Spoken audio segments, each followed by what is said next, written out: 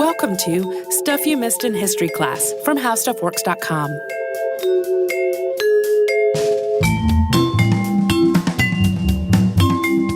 Hello and welcome to the podcast. I'm Tracy V. Wilson. And I'm Holly Fry. Folks who have seen the movie Hidden Figures or read Margot Lee Shetterly's book by the same title will probably recognize the name Mary Jackson. She was the first Black woman to become an engineer at NASA, and she's been on my list for an episode for a while. We have a collection about women in STEM fields, but we haven't talked specifically about a woman engineer. And she really hasn't gotten as much recognition as some of the other women who were featured in Hidden Figures, such as Katherine Johnson, who calculated the trajectory for the United States' first human spaceflight and celebrated her 100th birthday in August of 2018. But I didn't realize until I got into this episode just how much Mary Jackson also worked to clear the way for other underrepresented people at NASA. I mean, she changed the whole direction of her career to do this. And in particular, she did a lot to try to make more room for Black women in the ranks of NASA engineers. That made me even more excited to talk about her today. Yeah, she's pretty great. And Mary Jackson started working as a computer at the National Advisory Committee for Aeronautics, or the NACA, years before it was absorbed into NASA. So before we get to her specifically, we have to back up and talk a little bit about human computers. If it sounds weird for you to say someone worked as a computer, that is what they were called, human computers, and how Langley Memorial Aeronautical Laboratory, now known as Langley Research Center, came to have a segregated pool of human computers in the 1940s. There were surely people doing this kind of work in other parts of the world as well, but our focus today is really on Europe and North America. In English, the word computer, to mean a person who makes calculations or computation, goes all the way back to the early 17th century. Many of these early computers were men. They were apprentices and assistants who were doing this work as part of their education and training to become, say, an astronomer or an engineer. But women have played a really important part too, especially the wives and sisters and daughters of astronomers and physicists and other scientists, some of whom were scientists in their own right. These women did calculations to support the research of their male family members, often without ever getting the credit for it. One example is mathematician and astronomer Nicole Rennes-Lepaute, whose husband Jean-André was France's royal clockmaker. She worked with astronomer Joseph Lalande and mathematician Alexis Clairaut to calculate the return of Halley's Comet in 1758. Lalande later said, quote, "For 6 months we made calculations from dawn to dusk, sometimes even during the meals. The help given by Madame Lepaute was such that without her I would not have been able to complete such a colossal enterprise." But when Clairaut published their findings, which were far more accurate than previous predictions had been, he did not acknowledge Lepaute's work at all. The Harvard College Observatory started hiring women as assistants toward the end of the 19th century. They cared for glass plates that were used to record images of the night sky, and they analyzed and recorded the images from those plates, classifying the stars and compiling the data. Observatory director Edward Charles Pickering, in particular, started hiring a whole group of women computers in 1881.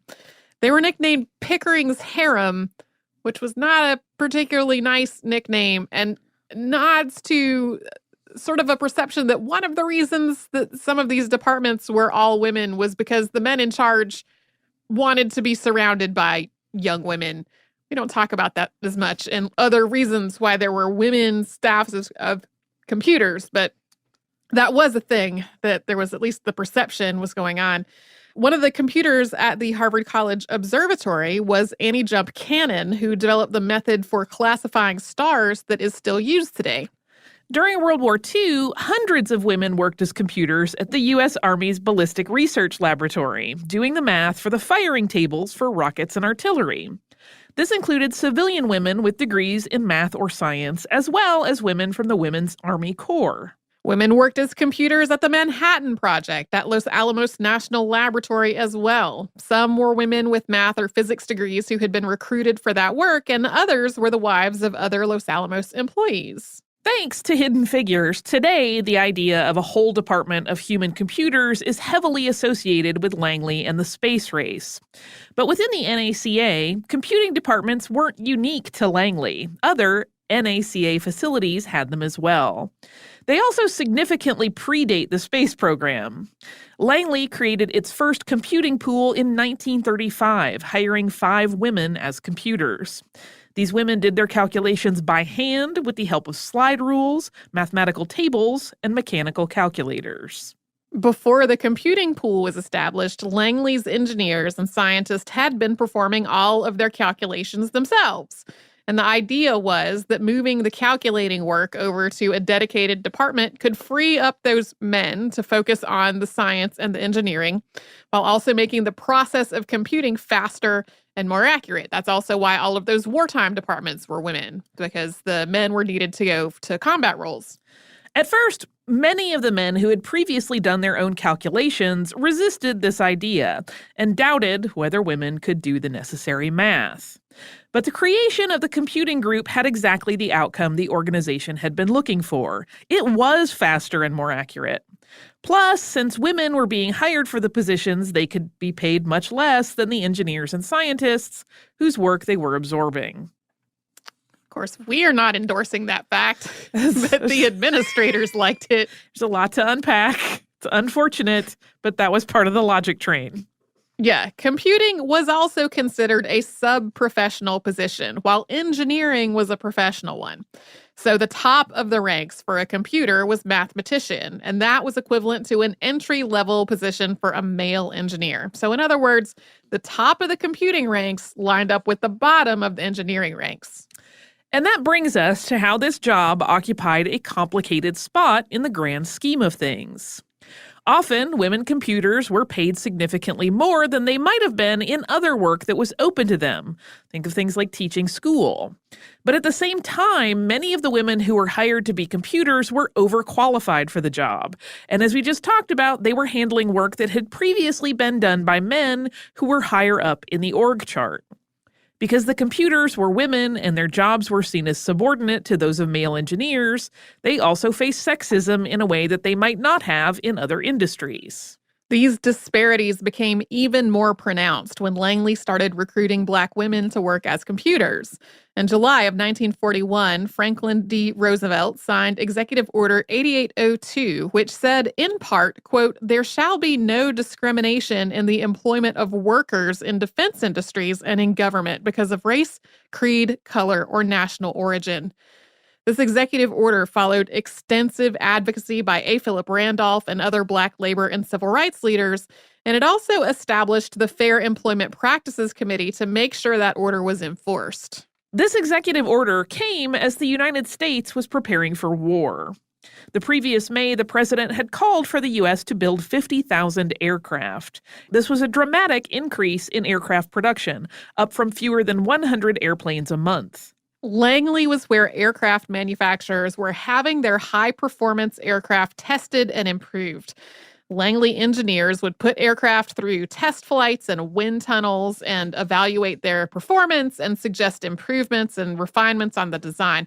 The goal was to make aircraft safer, faster, and more effective. So when the president made this call for more aircraft, that gave Langley a lot more work to do. And the NACA had to hire a lot more people across the facility to do it. The expansion was so huge and dramatic that it led to a housing crisis in the area around Langley, addressed in part by building a dormitory to house some of the women. A 372-unit dorm opened in the summer of 1943, with a house mother who locked everything up at 11 p.m. At first, a lot of these new hires were white candidates, but before long, there just weren't enough white candidates to fill all the jobs, many of which were intended to be temporary wartime positions and not long-term careers. So after Executive Order 8802, the administration at the NACA started actively recruiting Black candidates to fill these jobs. Langley had Black employees before this point, but mostly doing things like janitorial work and groundskeeping and food service.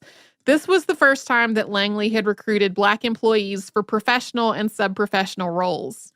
Although the executive order barred discrimination in hiring, Virginia, where Langley is located, was still racially segregated by law. So this newly hired group of Black computers who started work in 1943 were placed in a segregated section known as the West Computing Group, or just the West Group, in which Black women reported to white supervisors. This also meant adding segregated restrooms and a segregated area of the lunchroom. Segregation was so strictly maintained that many of the white computers and lab employees didn't realize that the West Group even existed. There was one computer named Miriam Mann who made it a point of repeatedly removing the colored computer sign that was used to mark the blacks only part of the cafeteria. She would just basically take it and put it in her purse and leave. And a few days later, it would show back up on the table again. And all the computers were like, we know this is where you want us to sit. We know this is our designated area. You don't have to keep pointing it out to us. And her husband was like, Miriam, they're going to fire you. Miriam was kind of like, well, they're going to have to. Right. And she kept doing it until they finally stopped putting the sign there. I'm like, that would be a firing well earned, in my opinion.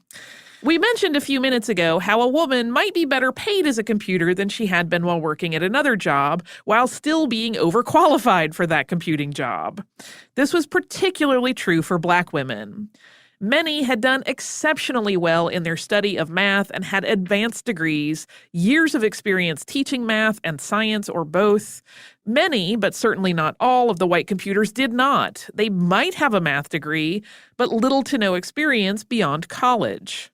Additionally, teaching was really one of the most prestigious jobs that was available to Black women in the 1940s. Within their communities, Black teachers were really regarded with a lot of respect and admiration, and the increase in pay between working as a teacher and working as a computer could be even more dramatic for Black computers than it was for white ones. Black teachers overwhelmingly taught in segregated schools for Black children, and they tended to have poorer facilities and much lower pay than the schools for white children. But once they got to Langley, these women were just a computer. They were often looked down on by the engineers whose calculations they were carrying out.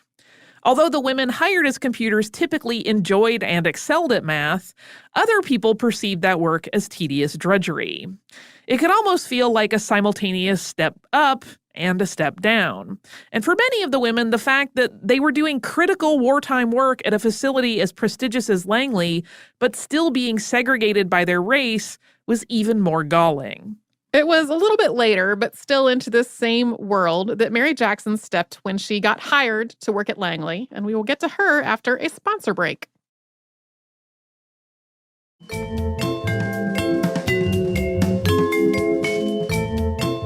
Mary Jackson was born Mary Winston on April 9th, 1921 in Hampton, Virginia, not far away from Langley.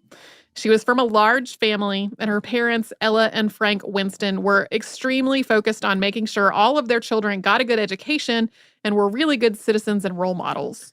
Mary attended high school at George P. Phoenix Training School, which was on the campus of Hampton Institute, which is now Hampton University. Hampton Institute has actually come up on the show before. Most recently, it is where Susan LaFlèche-Picotte continued her studies before going to medical school and becoming the first Native American woman in the U.S. to earn an MD. Hampton Institute was founded in 1868 to teach trade and industrial skills to freed people, as well as to train them to become teachers. By the 1920s, it had become a college with numerous courses of study. The city of Hampton didn't provide education for Black children beyond elementary school, so the Hampton Institute had established Phoenix Training School for that purpose. Mary graduated from Phoenix with highest honors and went on to college at the Hampton Institute. She expected that she would become a teacher, but she pushed herself to finish a double major in mathematics and physical science, even though that was a far more strenuous course of study than she would need to teach. She graduated in 1942 and was soon hired as a teacher at a segregated school for Black students in Maryland. About a year later, Mary moved back home. Her father had become ill, and she came back to help look after him. But she found that she couldn't get a teaching job back in Hampton. Two of her sisters were already teaching in Hampton, and there were nepotism rules that kept her from being able to join them. So she had to find a job somewhere else. She started out as the secretary at the King Street USO, doing everything from keeping the books to acting as a hostess. The King Street USO was one of the many USO centers established to serve Black members of the military. The USO had a policy of serving the entire military regardless of race, but a lot of places had segregated USO centers for reasons ranging from Black service members requesting them to Jim Crow laws requiring them. Mary worked at the King Street USO until the end of World War II, and it was there that she met her husband, Levi Jackson, who was a serviceman from Alabama. They got married in 1944, and in 1946 they had their first child together, a son who was also named Levi. Throughout all this, Jackson was active with the Bethel AME Church, where she and her family had long been members. She also started serving as a leader for the church's Girl Scout troop, which she would do for about 30 years. She did not yet have a daughter. Her daughter Carolyn was born several years later, but she loved the Girl Scouts. She was a teacher, a mentor, and a big sister for the girls in the troop, many of whom were from working class and poor families, with parents who did agricultural or domestic work. While she was working as the Girl Scout leader, Jackson started doing something that would also be a hallmark of her time at NASA, and before that, the NACA. She really wanted the girls that she worked with to see what was possible beyond what was familiar to or expected of them. And she wanted to open as many doors for them as she could. So she arranged all kinds of field trips and projects aligned with all the various merit badges to really try to broaden their experience of the world and encourage them to set really ambitious goals for themselves. Later on, Jackson would also play a key role in integrating the Black and white Girl Scout councils in the area into one integrated council in her part of Virginia. Jackson returned to work when Levi Jr. turned 4. She applied for a clerical position with the Army and a computing position at Langley. The offer from the Army came first, and she worked there for a few months before being offered the computer job at Langley, where the Army agreed her skills would be of better use. She started her job as one of the West Area computers on April 5th, 1951, at the age of 26. That was just a few months after Dorothy Vaughan became the head of the West Area computers, having started out as one of the West Area's mathematicians. This made Vaughan the first Black supervisor at Langley. This was almost 3 years after President Harry Truman had signed Executive Orders 9980 and 9981. That happened on July 26, 1948, and ordered the desegregation of the federal workforce and the U.S. Armed Forces. But segregation was still required by law in Virginia. That had not changed. So when Jackson started work at Langley, the West Area computers were still, in the words of Administrative Officer Kemble Johnson, quote, composed entirely of Negro women. The restroom and cafeteria facilities were also still segregated. It had, however, become a lot more common for the West Area computers to be assigned out to other departments at Langley for periods of days to months to work on specific projects. This became more and more common as the white East Area computers shrank in number, as their members were promoted or permanently transferred into other departments. In 1953, after 2 years in the West Computing Group, Mary Jackson was assigned to a project on Langley's east side, along with several white computers. Jackson didn't know the layout of the buildings on the east side at all, and when she asked her coworkers from that side of the campus for directions to the restroom, they pointedly told her that they did not know where her restroom was. Jackson was frustrated and angry, not just about the insult of her bathroom and the dismissive way that her colleagues had talked to her, but also about being a second-class citizen at Langley because of her race, even though she was a computer and she had more experience than some of her colleagues did. Later that day, she ran into Kazimierz Zarnecki, who worked at Langley's supersonic pressure tunnel. He asked how she was doing, and she answered him honestly. From a number of angles, it was socially unacceptable for a Black person to unload their feelings on a white person, especially when it came to racism and discrimination. And it's not entirely clear whether Jackson had just gotten so fed up that she lost her temper, or whether she had perceived Zarnecki, who had immigrated from Poland, as someone it was safe to be candid with. But either way, Zarnecki asked her why she didn't come work for him. And she agreed to, and this was before he learned that she had majored in both math and science. We don't want to apply these racial disparities in who it's okay to vent feelings to. We don't want to imply that those disparities are gone, but that was what was happening at the time. So Jackson really made a name for herself almost immediately in this new department when she completed some calculations for John Becker, who was the chief of the compressibility division and was multiple rungs up the ladder above Zarnecki. Jackson's final numbers didn't look quite right, and Becker insisted that they were wrong, but Jackson insisted that they were right. It turned out that Jackson had done all the calculations flawlessly, but the data that Becker had given her to start with was wrong. This earned her an apology and praise not only for her skill, but also her confidence and her insight. Zarnecki soon suggested Jackson join the engineer training program. The NACA had very few women engineers at all and no Black women engineers. The engineer training program required after-work classes from the University of Virginia, which were held at Hampton High School, which was still whites only.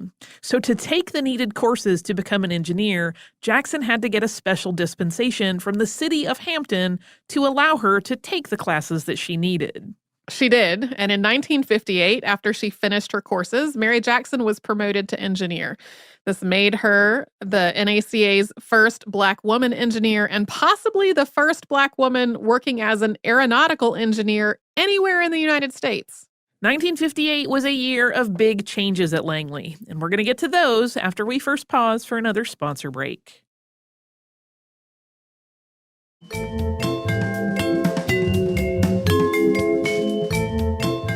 In 1958, the NACA and other similar organizations were merged together into the National Aeronautics and Space Administration, or NASA. As part of that whole process, the West Area Computing Group, which at that point was the last segregated department in the organization, was finally formally disbanded. There were only 9 employees of the West Computers by then, including Dorothy Vaughan, who had been running it for 7 years at that point. Those remaining computers were moved to various engineering groups around Langley, and Vaughan was one of the ones who started working with the IBM computers that were gradually making human computers obsolete.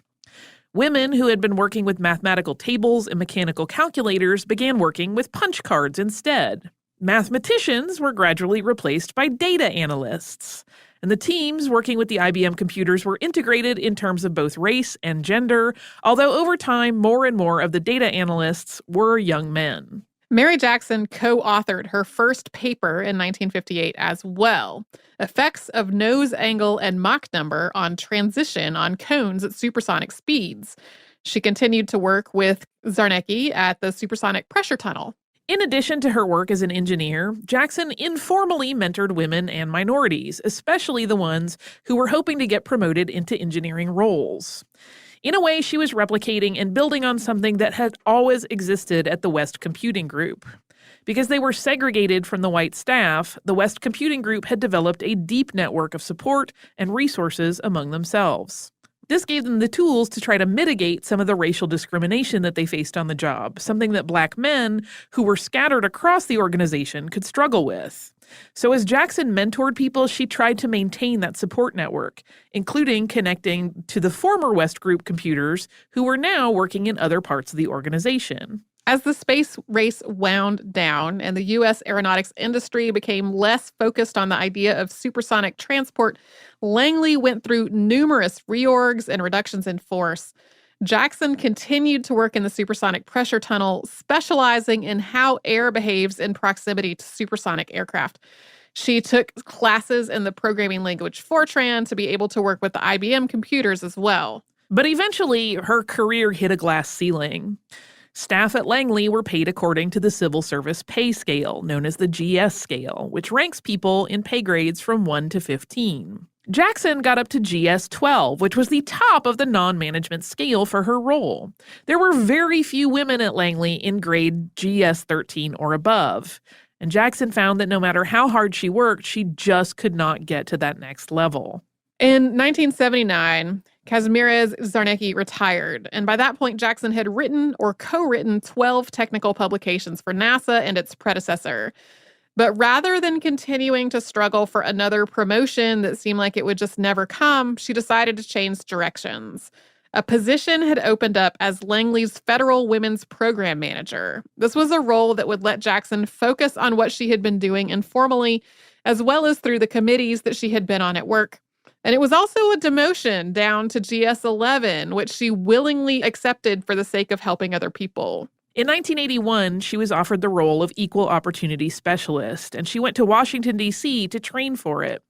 She spent the last years of her career at NASA focused on making sure women and minorities had equal opportunities at Langley. In these roles, Jackson took a more formal approach to the mentoring that she had been doing while she was still an engineer. She realized that a lot of the people who seemed like they were being overlooked for promotions had basically the same degree and experience as their peers, but they might be missing one particular course or one specific skill. She started intentionally seeking out people who fit this pattern to encourage them to go take that one class they needed to close the gap. But she paid particular attention to women in the lower ranks of the organization who had the right skills and background otherwise to become an engineer. She also kept this focus outside of work, working as a Girl Scout leader and doing extensive lecturing and workshops at high schools in her area, demonstrating for students that neither engineering nor Langley was a world reserved only for white men. She said of this work, quote, "Sometimes they are not aware of the number of Black scientists and don't even know of the career opportunities until it is too late." Jackson retired from Langley in 1985. She kept up her volunteer, community, and church work after retiring, and she died on February 11th, 2005 at the age of 83. She died in a retirement home in Hampton, Virginia, and was survived by her children as well as grandchildren and great-grandchildren. In 2018, the Salt Lake City Board of Education unanimously voted that Jackson Elementary School in Salt Lake City, previously named for President Andrew Jackson, would be renamed Mary W. Jackson Elementary School. That same year, the U.S. Senate passed the Hidden Figures Congressional Gold Medal Act, which would award the Congressional Gold Medal to Katherine Johnson, Dorothy Vaughan, Mary Jackson, and Dr. Christine Darden. Darden was the first Black person of any gender to be promoted to the senior executive service at Langley. The House referred the bill to a committee in November of 2018. As of when we are recording this, which is the end of January 2019, there have not been further updates on it, perhaps unsurprisingly, given what January was like in the government. That is true. Oh, Mary. I love her so much. I do too. If you want to learn more about the computers and more about like life at Langley during all this time, really do go read Hidden Figures. You can also, if you like, go amuse yourself by reading the 1-star reviews of the book Hidden Figures by people who clearly thought they were signing up to read a novel. Oh, whoops. Yeah, it's things like, this book introduces 10 new characters in a paragraph and then just never follows up on them again. Those weren't characters, honey. They were people. They were people. Oh, bless their hearts. Do you have listener mail for us? I do. I have a couple pieces of listener mail. They are about Sashruta. So just a heads up, we're going to talk a little bit about surgery. We heard from a couple people that they did not enjoy hearing the descriptions of surgery in that episode.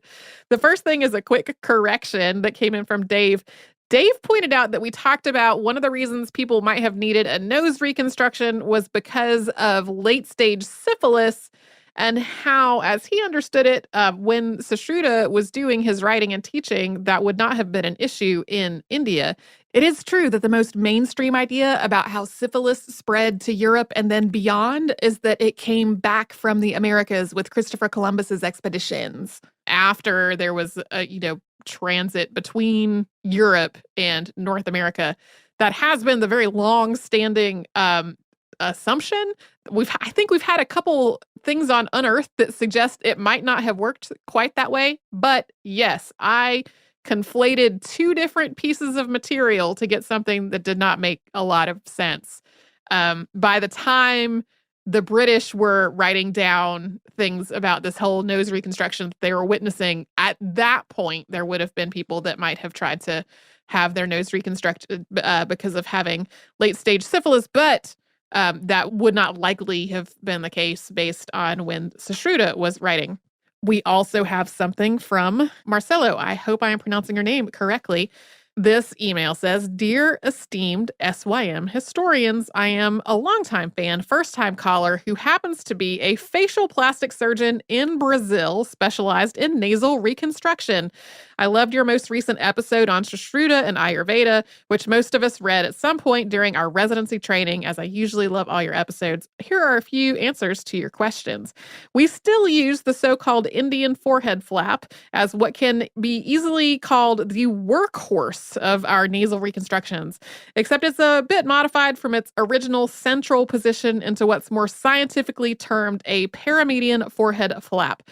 Its most important advantage over the cheek advancement flap allegedly practiced by Shashruta or even the forearm pedicled flap practiced by the Bolognese is that its pedicle is based on an arterial blood supply, i.e. the supratrochlear artery, which ensures a markedly diminished chance of tissue necrosis of the most distal portion of the flap. Furthermore, it bears the advantage of being more versatile, allowing for much better contouring of finer structures of the nasal tip that allows for the semblance of a natural nose, mostly because of the availability of more tissue from the forehead and or scalp that can be harvested without deforming the nearby facial structures, like the eye, and because of that arterially based guaranteed blood supply. As a rule of thumb, the longer a flap is, the less blood is supplied to its most distal regions. With an arterial blood supply embedded into the pedicled flap, there is much more range of blood supply to these distal regions. However, we do still use cheek advancement flaps for certain defects in the nose, mostly to the nasal sidewalls, and some smaller defects on the nasal dorsum. The Italian flap obviously offers the advantage of less scars on the face, but because such scars can be so well managed, it offers no extra advantage over locally based pedicled flaps. So you'd be hard-pressed to find any surgeon using that technique today. There are other flaps as well, none as frequently used, nor more dependable than the modified Indian forehead flap. Keep up the great work, and thanks for all the historical knowledge. I hope you two have a great trip. Cheers. Thank you so much for this email. We have gotten several emails answering a number of questions from the Shashruta episode, and this one was a little longer, so we might read other ones in a future episode. I have to say, I was very delighted at how many surgeons were like, I can help you with this. We did. We have gotten a lot of emails from surgeons. I'm glad so many surgeons are listening to and enjoying the show. I'm glad I remember pretty much all of that medical terminology that I just read from the time I took anatomy and physiology, which just feels like a feat, given how much knowledge my brain just jettisons in our work on the podcast. On the daily, I lose. I always feel bad when someone asks me something about a show and I don't even remember doing the show at all. Yeah. They'll be like, oh, did you ever think about it? And I'm like, no. Don't even know. Did I ever think about that ever? I don't. They'll be like, yes, you did it. And I feel very bad. My apologies if you ever talk to me and I don't know what you're talking about. I don't remember which topic it was, but as I was wrapping up my time hosting this Day in History class, I was looking for the outline for a Stuff You Missed in History class episode that, like, that thing was that day in history, and I couldn't find it on my computer, and I couldn't figure out why, and I was like, but I wrote this. Why don't I have it? I didn't write it. You wrote it. I got it confused with a totally different topic that I did write. Been there. Anyway, yeah, that's how our brains work, everyone. After years and years, you can't remember all the details of every show. Nope. But if you remember details of shows, if you would like to write us an email about them, we're at historypodcast@howstuffworks.com. And then we're all over social media at Missed in History. That's where you'll find our Facebook and our Pinterest and our Instagram and our Twitter. You can come to our website, which is missedinhistory.com. You can find the show notes for all the episodes Holly and I have ever worked on. You can find a searchable archive of every episode ever, and you can find information about our trip to Paris coming up in June. And you can subscribe to our show on Apple Podcasts, the iHeartRadio app, and anywhere else you get your podcasts.